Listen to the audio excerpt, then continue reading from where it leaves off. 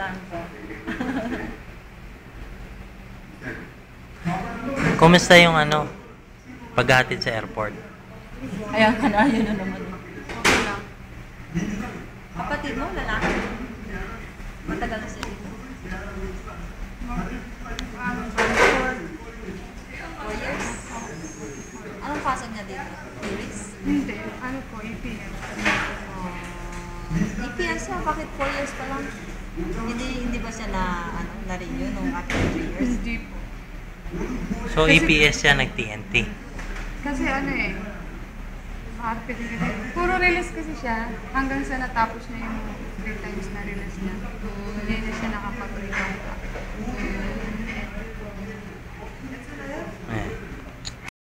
Paano yung proseso ng pagpapauwi sa Pilipinas? Yung Ng surrender? self ano ba yun? Kailangan pag pumunta ka dun sa immigration pag susurrender ka, kailangan diretso na dun sa airport, may ticket ka na. Pag yung mga export passport lang ang kailangan kumuha ng travel document. Pero pag may passport ka pa, na pwede pang gamitin, ticket lang po ang kukunin. Wala na ibang security? Wala po. And then, ayun, sabihin mo lang na yung 출국 허가, yun lang po, kailangan nila kasi uuwi na sila ng Pinas. Walang tapos okay, asa na yung passport mo or tsaka yung alien card, tsaka yung ticket, yung copy. Kaya siguro yung iba hindi nakakauwi agad dahil yung passport nila nag-lapse na.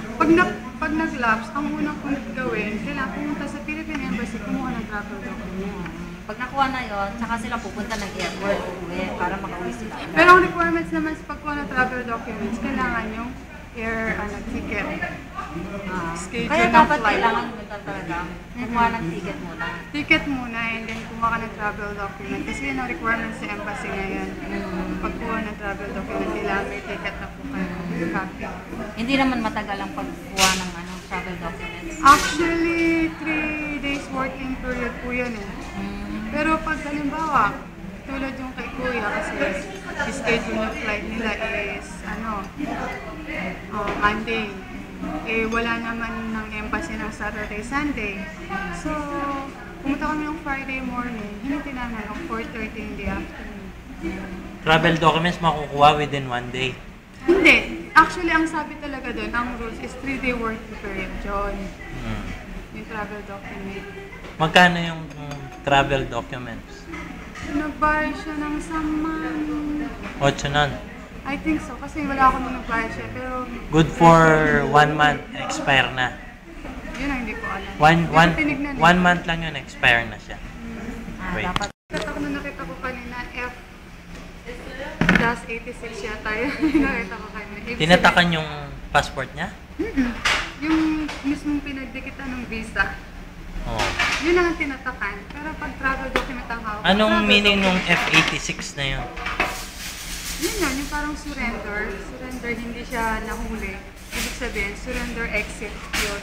Nag-exit siya, Exit order. Voluntary exit yun. Voluntary exit. Sure ka kung F-86 I'm nakalagay? not, hindi ko makalimutan ka. Pero parang, I'm not sure ha.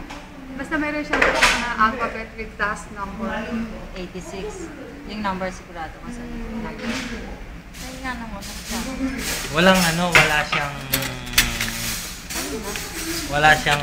Wala na siyang mahabang proseso. Gano'n siya katagal bago nakalabas?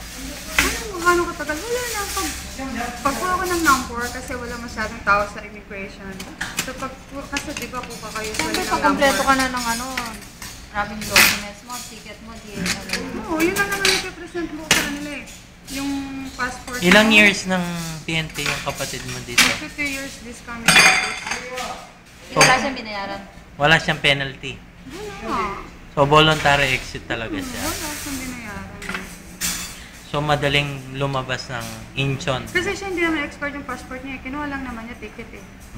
Nag-present na siya ng yung kasama niya yung expert yung passport. Kaya kumuha ng travel document. Bago ka muna magpunta ng Incheon, dapat kumpleto na yung documents mo. Para Pagsusurrender na, kailangan syempre. walang man ticket lang ang kukunin mo.